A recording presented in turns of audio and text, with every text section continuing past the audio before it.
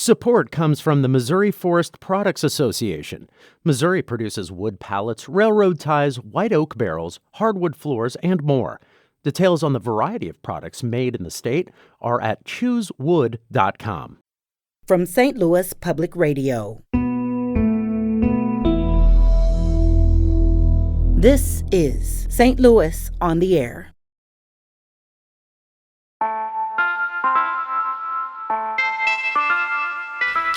It's something I think about every day, especially with, recent news. And if you're tuning into the podcast over the next couple of weeks, you're really going to start hearing some very gripping tales. My daughter called and she said, look, I really think maybe we really need to be talking to him now. I think they have something that we might want to know about. The John Wayne Gacy theory is something that, as I'm talking to it, I'm getting chills.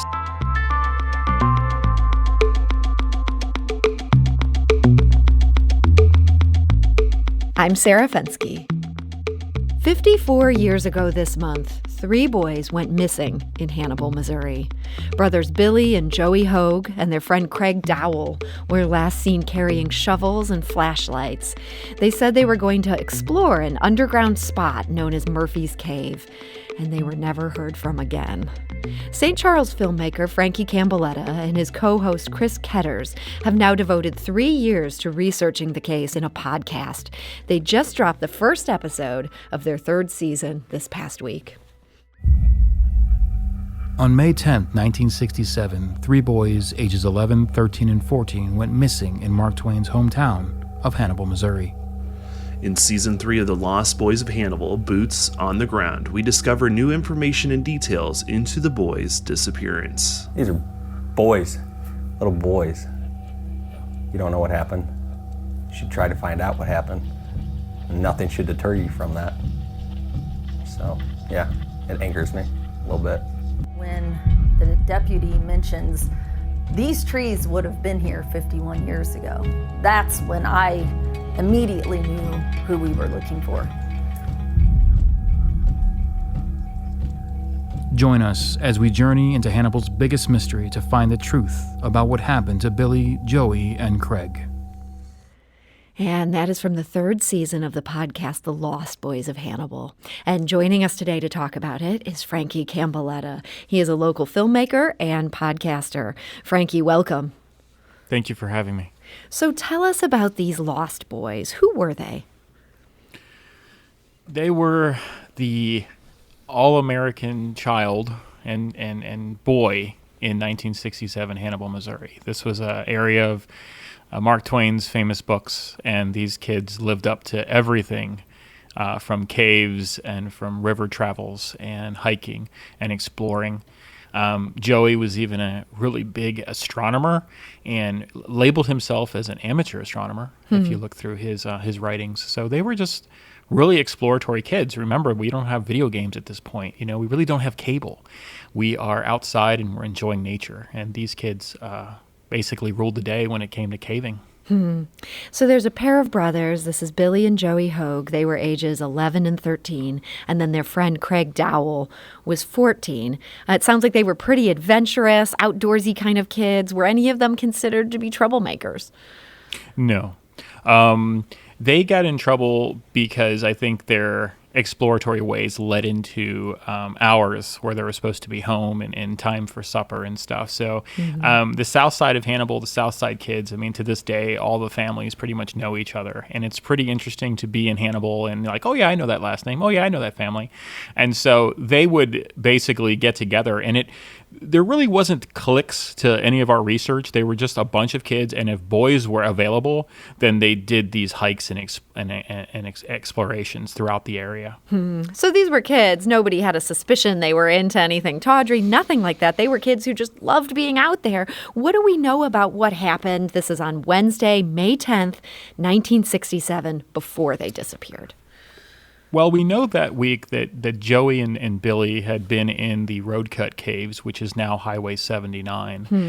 They have explored a couple different things, and when they got home, their father and mom were not too happy that they were playing around that construction site, so they were given a talking to, and they were actually grounded on Wednesday night, and they were not to leave the house and the area for their doings on the night before. Okay. But something happened, and we're really trying to understand what Joey and Billy uncovered, because it was something new, that it was bigger than Murphy's Cave. And although they were reported being seen in Murphy's Cave at around 4:30 that day, they were not in Murphy's Cave at the last report.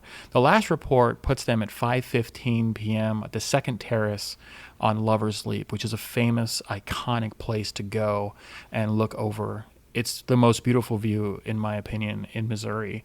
And so they're last seen on that day. But we do have one report that Joey and Billy were talking to one of their friends' moms about something new they had discovered, and they wanted to take their kids with them. And of course, they said no. And had she not said no, we might be looking for 5 missing boys. So, yes. So you mentioned these road-cut caves, and this had to do with a construction site that ended up building a highway. Why is that significant in terms of just the mystery surrounding what might have happened to these boys? Well, it falls into the true crime sector. When you have the expansion of highways, we saw an explosion in true crime. We saw an explosion of serial killers and opportunistic killers. We were able to travel a lot faster and just basically drive through towns. At that point, a lot of roads would have been shut off, and there was one way in, one way out. So if somebody was traveling through and was an opportunistic killer at that point, it would have been an easy grab for them coming down, because there wasn't a lot of people out on the road. Correct? So you're not getting a lot of that bypass traffic. Another big thing about 1967 is that road cut is done with a company at the time, which they're no longer around, but it was J.A. Tobin. And at that time, they had about 4 pending lawsuits as well. So there is some mystery behind maybe something occurred on that road cut with those kids, and they really didn't want to get into more legal troubles. Now, that's conjecture. We don't have a lot of supporting evidence. We just have the company's history at this point, but that is a path that a lot of our listeners and audience have kind of drawn to. So at that point, yes, the highway is big for these kids, because when they cut that road, they start seeing new cave openings. And of course, if you've been to Murphy's Cave 100 times and you see something new, you're going to want to explore it. So I understand the leading theory of what might have happened to them is that the construction might have caused a cave collapse, and that these things would be related in that this would have been completely accidental, but they were told not to go back to this cave because their parents feared just that there could be some sort of something being detonated or earth being moved, and this could have affected the subterranean landscape. Is that the thinking there? Exactly. And we have an incredible professor and geologist in Julie Angel, who is giving us so much information. And you had mentioned right before we got on about sinkholes. There is a sinkhole right there in Hannibal, right where these boys were. So it is possible that they were on the other end of that they were below when they got into one of these caves, and it did collapse around them. They were dynamiting that day, which for me, this would never happen today with OSHA and MSHA. They wouldn't be doing that with a neighborhood. But back then, we didn't have pretty much those types of, they were just trying to get the road done. So it is possible. It is a leading theory that, I mean, the mother really believed that something happened on that road, that they were possibly crushed by the road, or a large movable equipment, a loader, something might have crushed the kids. You have to understand that that equipment is usually run by 2 people. And if you don't have a spotter, you really can't see what's in front of you, nor are you going to hear anything. So it is a big possibility that they are still in the road cut. So if that had happened, with people knowing what was going on there that day and there being an extensive search after the fact, would their bodies have been found, likely? Well, that is actually where our podcast begins, right? A lot of our podcast is focused on the William Karras and Tex Yoakum reports. Now, Tex Yoakum was the one that basically tore up that road, and he pretty much went an additional 25 yards outside of what 79 was supposed to be, and it stayed that way. To this day, when you take Highway 79 and you're traveling, you will see that to the right of you or to the left of you, based on the direction you are going, there's an additional 25 yards that's off to the side now. That's because of Tex Yoakum. And Tex Yoakum was a person that understood his job, knew what he was doing. And he even said, if they're in this road cut, then I've done my job and I've failed. But I'll tell you right now, these kids were never in this road cut. And that really lent to a lot of suspicion as to, well, if they're not there, they dug up over 5 different holes and a collapsed cave that was in the road, and they didn't find anything. So that's where so much of this conjecture comes in. I understand that what first prompted your interest in this mystery was the idea that this might have been an opportunistic killing on the part of John Wayne Gacy. Tell us about that theory. The John Wayne Gacy theory is something that, as I'm talking to it, I'm getting chills. This was somebody that is for some reason revered in some true crime circles. We do not focus on serial killers as heroes. We focus on the victims. And when you're talking about somebody that scathing as a John Wayne Gacy, it's not only horrific to think of how these boys ended, but also the idea that somebody would hunt these local kids that everybody loved. I mean, they were popular kids. John Wayne Gacy's theory comes into it in 1967. It is a possibility that he was traveling through and from Hannibal. He was a big member of the JCs at this point, and so JCs were all over in recruitment. And as you know, in the recent documentary Devil in Disguise, they really talk about what the JCs at that point were doing. They were sharing smut films and stag films and 8mm films. And so he would have been able to recruit people with such paraphernalia. Had he been in the Hannibal area that week, it makes sense because he was a person that was very close to his mother. And really the only way to get to Arkansas from where he was living in Waterloo, Iowa, is through Hannibal. So it's very possible that he could have made this trip, found the boys on Wednesday, did what he did, and moved on to Arkansas. And this was something that we are now learning, that it's a possibility. So this theory is what originally got you looking into this case. Now that you've spent 3 years digging into it, does that theory still hold a lot of water for you? Recently, it holds a lot of water, and I get a little choked up with it because I you always want explorers to go out with what they love. You know, you hear people going to Mount Everest and they perish, but you know what? That was their drive. That's what they wanted to do. When you talk about John Wayne Gacy involved in this, he's very much a part of the story. As much as I tried to debunk him in season 2, the documentary that just hit really kind of sheds light on maybe he didn't operate always alone. Maybe there were different circles that he might have been in, and that circle might have breached Hannibal, Missouri, and there could have been others involved. So John Wayne Gacy is still a major player in the Lost Boys. Now, the timeline is kind of iffy, right? He gets indicted in 1968. He sodomizes a boy by the name of Voorhees, and he is sentenced to 10 years in Waterloo, Iowa, but he wouldn't serve his time till 1968. So there is a window of time where he's in Waterloo and he's running 3 KFCs for his father-in-law when all these charges go down during a heavily debated race between him running for president of the JCs. And so a lot of people speculated that the sodomy charge was this, trying to get the political win over an opponent. And so that came to fruition in Waterloo. So yeah, it's definitely part of the case still, but you have to also understand and factor in people like Ray Hatcher that is still around the area, that this is a possibility for Ray Hatcher, who is from St. Joe, Missouri. This is a person that killed in Missouri. This is a person that escaped law and had loopholes through psychiatric wards and would be on the streets killing again. So although we have local suspects too, there are a lot of people in that mix for the opportunistic. Right now, we're pretty split 50-50 between a real true crime and between possibly a cover-up with the road cut. But they are not in Murphy's Cave. We can almost rule that out completely. We're talking today to Frankie Camboletta. His podcast is The Lost Boys of Hannibal. It just dropped its 3rd season. You can find that wherever you get your podcasts. We do need to take a quick break, but we'll continue this conversation with Frankie when we come back. This is St. Louis on the Air on St. Louis Public Radio.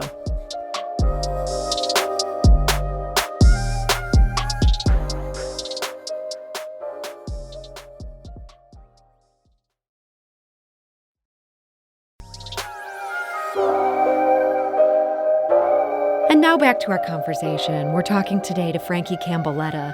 He's a local filmmaker and podcast host. And for the past 3 years, he's been exploring the Lost Boys of Hannibal in a podcast. The 3rd season dropped earlier this month. Now, Frankie, in the first episode of season 3, which just dropped last week, you speak at length with Denise Hogue. She's a younger sister of Joey and Billy Hogue, 2 of the boys who disappeared. Denise was just 5 when that happened. Let's listen as Denise introduces herself on your show more than 5 decades later. As you know, the anniversary's coming up, and it'll be 54 years. And usually this time of year, we get a little sad, It brings up memories. You get to thinking not just of the boys, but of the family members that are no longer with us. And again, that's Denise Hogue. She's a sister of 2 of the Hannibal boys who've never been found.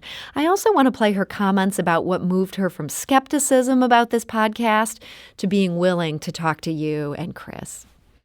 My daughter has been following you all and listening to everyone, and she goes, I really think you ought to listen to this podcast. And I'm like, no, I'm not going to do it. And she said it several times. I'm like, no, I don't want to hear it. I don't care to listen to it. My niece even reached out to me and asked me if I would talk to you all, and I'm like, no, I will not.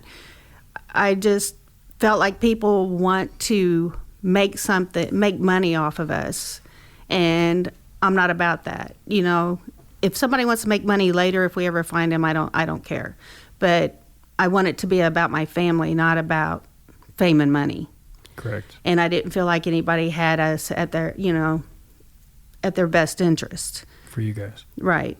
Yeah. But then my daughter called and she said, look, I really think maybe we really need to be talking to him now. I think they have something that we might want to know about. And that, again, is Denise Hogue, as featured on the podcast, The Lost Boys of Hannibal. Frankie, that must have felt like a really important thing to have the family not just okay with this, but to have them on board and participating. Oh, yeah. I mean, they live with this every day, and Denise and Candace have basically become family. I mean, I call her Aunt Denise and cousin Candace, and Candace is really the one that kind of brought the John Wayne Gacy theory back into me, and she was the one that really leaned on me and gave me a lot of research, a lot of things to read. Having Denise there, now Denise is 5 when the boys go missing, and she would really see a lot of tragedy within the Hogue family as a young child, and she has stayed strong through all these years and is persistent in finding them, and they've been doing this for 54 years, and me and Chris only jumped on board about 3 years ago. So a lot of the research that we did, we are constantly bouncing back and forth to them, and now with season 3, we approve everything through them. We go and make sure that we're not overstepping our bounds or also just putting out false information. They were really hurt by a local person that wrote a book about it and then moved away, and just really they felt the full extent of that. And this is when me and Chris are just starting our podcast. So there was a lot of conflicting. So we chose not to reach out to the family right away. We wanted them to know that we were not doing this for profit. The only profit shares that we're doing is we do have a Patreon, and all that money is going toward the search for the boys. And a lot of new things will be happening as we start working with the Rawls County Sheriff, who's been just an incredible human being, an incredible man, incredible deputies that have been working with us to help find these boys. And so local law enforcement is involved, and we support them, and they support us in the work that we're doing, and we're working together to try to find out if any of these roads to the opportunistic killer pan out. And just to have the Hogues involved with that and really celebrating law enforcement. And it was crazy because when law enforcement kind of came through for us, it was the week where you're supposed to celebrate law enforcement. So everything kind of came hand in hand, and it was just a really good week for us for a podcast that's trying to do a little bit more than just tell a story. So in this 3rd season, the theme of this is boots on the ground. What do you mean by boots on the ground? Well, we have Well, we have the law enforcement that's with us, and we also have Julie Angel's team who will be exploring new cave openings.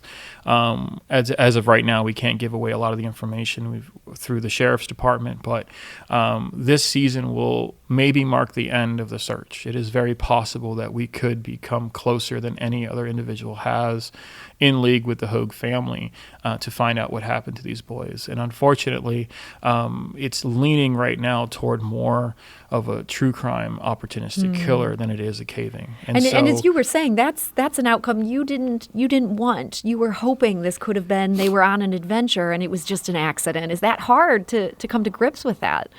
It's something I think about every day, especially with recent news. And if you're tuning into the podcast over the next couple of weeks, you're really going to start hearing some very gripping tales. Some of it's in our trailer already with our good friend Tara Otten, who has really come forward and talked about some things that she's been involved with. And so when you look at this podcast as a whole, it's a culmination of not only efforts that have been done before us, but the efforts that are being done right now. And so everything counts, right? Even Tex Yoakum, his grandson, Rich Yoakum, is involved in this dig. It is so family oriented, and is so many people of Hannibal that lived through the last 54 years still want to be a part of this search. So I am humbled by the support we have from the Hannibal community. I want to mention you're primarily based in St. Charles, but you make frequent trips to Hannibal to the point that now you're doing your work as a software designer. You're actually working a bit out of a hotel in Hannibal. Have you come to appreciate this town during all the time that you've spent there? I love Hannibal, Missouri. I think it's just a fun, quaint town, and there's so many fun things to do aside from, the mystery that surrounds the Lost Boys, but there are so many great restaurants, and there's so many great outings, and there's so many things that you could still explore. You could still do Mark Twain's Cave. You could still do Cameron Cave. You can't do Murphy's Cave. That's closed off to the public and has been. But there's so many exploring opportunities you have for hikes. There's even a bat cave that if you get the right permission, you can go down there with the right people and check that out. And it's just a fun town. It really never stopped being fun. I mean, there's a great brewery there. There's all the excitement. They have car shows, like all the car shows are coming. There's one big one on June 4th weekend at Carlock's Cars. So we'll be down there with a couple of our cars because Shift is our main company who has muscle cars. So we come down to car shows and stuff, and it's how we promote our podcast and stuff. So it's just a great town. And I still got to pay the bills, so I got to still do my real job. Well, I'm sorry you're still having to do that day job, but it's great to see the podcast having all this success. I've seen some numbers where you started with 9 subscribers. Now, in the last month alone, 25,000 downloads. This is really taking off. And it's crazy. And how wonderful if you could go from the Lost Boys of Hannibal to having the Found Boys of Hannibal. I know that's your ultimate goal there. That is the hope. Well, Frankie Campbellette, I want to thank you so much for joining us today. Thank you so much. You guys are doing a great job, and I appreciate you featuring us. Thank you so much. St. Louis on the Air is a production of St. Louis Public Radio. Understanding starts here.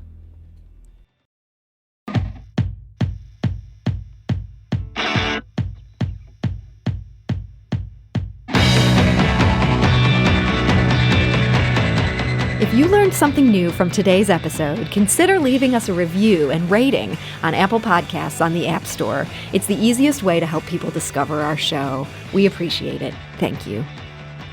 St. Louis Public Radio is a member-supported service of the University of Missouri, St. Louis.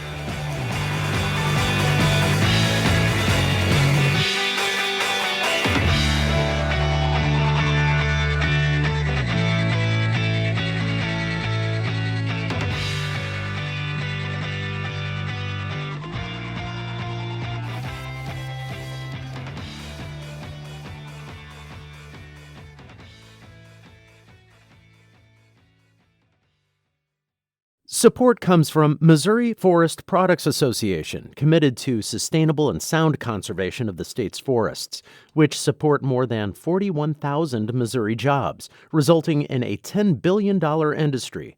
ChooseWood.com.